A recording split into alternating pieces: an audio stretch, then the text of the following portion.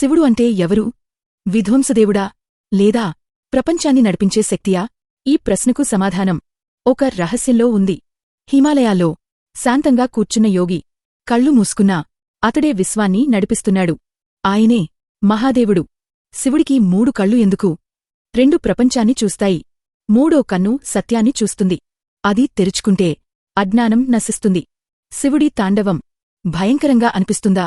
కాదు. అది పాతదాన్ని తొలగిస్తుంది. కొత్తదాన్ని సృష్టిస్తుంది.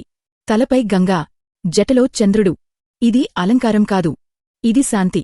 ఇది సమతుల్యత. శివుడు కేవలం దేవుడు కాదు.